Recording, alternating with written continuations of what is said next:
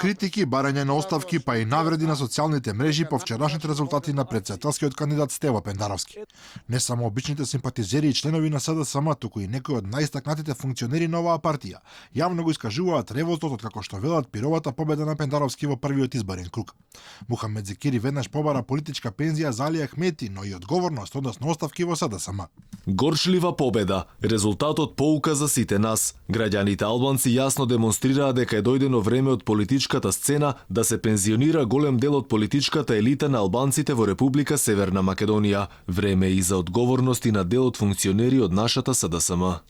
Многумина вината за лошиот резултат ја префрлаат врз генералниот секретар Александар Кирацовски, кој со своите одлуки ја запустил партијата.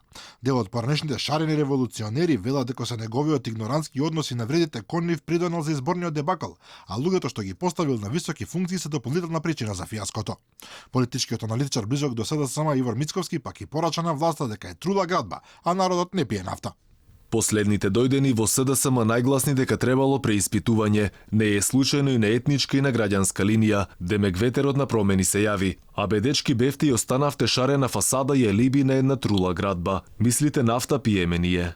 Конечно, политичкиот аналитичар и поранешен амбасадор Арсим Зеколи и честите убедлива победа на опозицијата и констатира дека во поразот на власта најголем губитник е премиерот и лидер на СДСМ Зоран Заев, бидејќи на парламентарните избори ќе излезе со тежок камен околу вратот ДУИ.